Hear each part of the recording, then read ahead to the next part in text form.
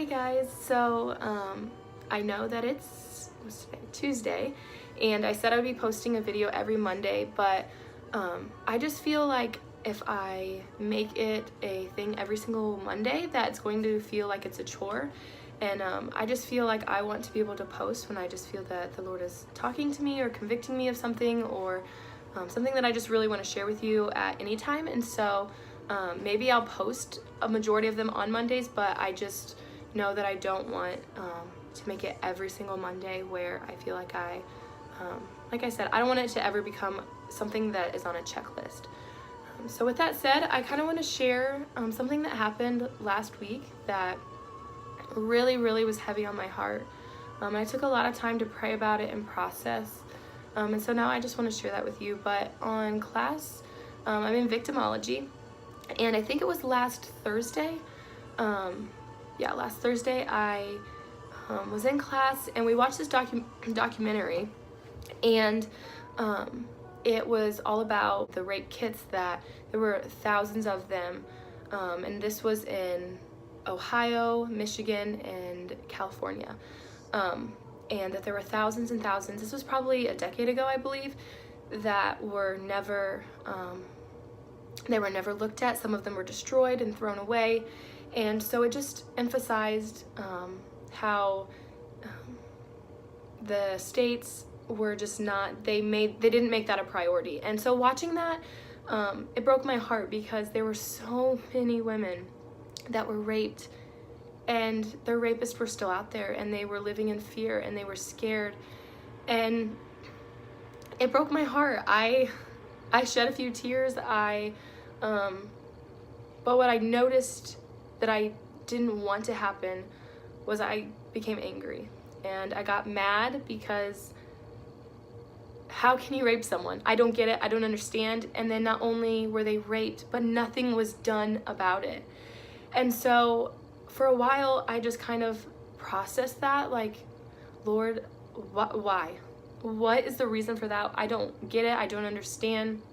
And I kept going back to, so there was this guy that had raped several people, and I just kept coming back to him because they showed pictures of him, and I kept thinking about him and thinking about him. And my heart kind of got sad for him. I wasn't angry, because in the Christian world today, I feel as though we kind of forget to love the ones that sin, that have the worst sins, that murder or abortion or being raped, those kind of things. As Christians, we kind of stand away from it, and we're not willing to have conversations with people that have committed those or that have gone through that. And so my heart started hurting for him, because I don't know where he's at right now. I don't know if he's alive. I don't know if he's in jail. But what I do know is he has a Savior that loves him. And I hope and I pray that someone's reminding him of that. Someone, while he has committed sins just like the rest of us, in this one, yes, there may be greater consequences. He's in prison. But that doesn't mean that he shouldn't have someone to remind him of the truth. And that truth is that Jesus Christ died on a cross for him. And so as I was thinking about that, I just wanted to share and kind of challenge and ask you guys, like, are you truly loving the people around you?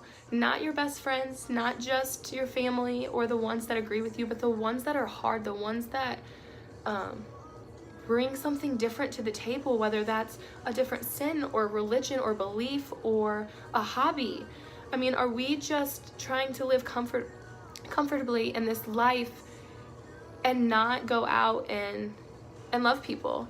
And so that kind of brings me, I did say in my last video that I would talk about Bob Goff, and that's definitely true. So this is his book, Love Does, and if you haven't read it, please read it. You can borrow this copy. I will buy you a copy. Read this book. It is so good. It's so life-changing. And honestly, I'm guessing in the majority of my videos, Bob Goff will be a part of them, because he has really just shaped and helped me grow in my understanding of what love is and what love does. It's not just something that you say, it's something that you do. And so I think that's why on Thursday I was just so sad, because I want to know who is loving on him and who is sharing the good news with him. And anyway, so there's a few things that I want to look at in his book. The first one being, it's literally right in chapter 1, the first thing that he says, but it just really caught my eye. And it says, I used to want to fix people, but now I just want to be with them. And that for me is so true. In my life, I want to fix them, not because I think I'm better than them, but because I want the best for them. And so in my head, I think that I can change them and fix them and mold them into something. But I've realized that that's not my job. My job is to love them and to be with them and to be present with them and to give them my time and show them that I love them where they're at, not where I want them to be. And so I think that just starting the book out with that just kind of was eye-opening and a good reminder that we don't have to have people in our life that are perfect. We're not going to.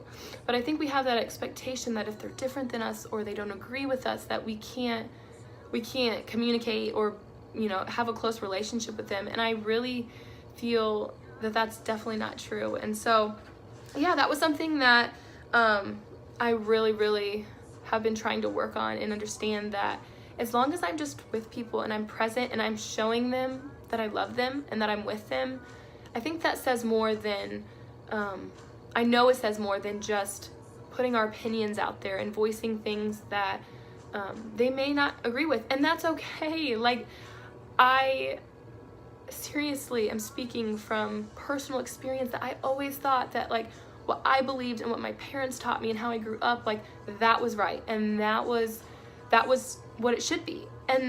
And while I'm thankful for all my experiences and the things and how I've grown up and what I've learned, there's other ways to do things that could even be better than how I've done it. And so, yeah, coming from personal experience, and maybe you guys can relate, maybe not, and if not, that's okay. But just be with people, be present, and love them. Please, please, please. Don't voice your opinion out there so hateful that people don't even understand how you're any different than them. I want people to see something different in me. I don't want to walk around with my nose up thinking that I'm a Christian and I know right and I'm this, and it's not true. And for me to admit that and say that is so wrong. So as I've rambled on about that, I want to, let me find it. It says this: what I learned from Randy changed my view permanently about what it meant to have a friendship with Jesus. I learned that faith isn't about knowing all the right stuff or obeying a list of rules. It's something more costly, because it involves being present and making a sacrifice. Perhaps that's why Jesus is sometimes called Emmanuel, God with us. I think that's what God had in mind, for Jesus to be present, to just be with us. It's also what he had in mind for us when it comes to other people. The world can make you think that love can be picked up at a garage sale or enveloped in a Hallmark card. But the kind of love that God created and demonstrated is a costly one, because it involves sacrifice and presence. It's a love that operates more like a sign language than being spoken outright. What I learned from Randy about the brand of love Jesus offers is that it's more about presence than undertaking a project. It's a brand of love that doesn't just think about the good things, or agree with them, or talk about them. What I learned from Randy reinforced the simple truth that continues to weave itself in the tapestry of every great story: love does. And that was just chapter 1, and I've just been so encouraged by that. Bob Goff had someone to show him that it's just about relationship, and it's about being with people, and that's what God does for us. And so I want people to see Jesus in me. I want them to know that I'm different, and I think that a way I can do that seriously is just being with people and loving them where they're at. And I know I've said that so many times in this video, I've said it so many times in my life, but I just find it to be so true. And when I do that, I feel as though it's not about me, but it's about Christ. Just because someone sins differently than you doesn't mean that you should condemn them yourself. We're not the judge. We don't get that say. That's not what we get to do. And anyways, sorry, I keep rambling on because I'm new to this and I have so much that I want to tell you that I just get so excited that I get ahead of myself. But also, I don't remember if I told you at the beginning of this video that I've been sick. So my voice is not usually like this. On Sunday, one of the recent days, a couple days ago, I had no voice at all. And so I kind of had to wait to even record because I couldn't talk. So, yeah, I really hope that you guys get something out of this, if not anything, to read Love Does, because Bob Goff says it way better than I ever could, especially in a 10-minute video where I mumble because I'm trying to get my point across but don't always know how. So anyways, read Love Does, read Love Does, read Love Does, and have a great day.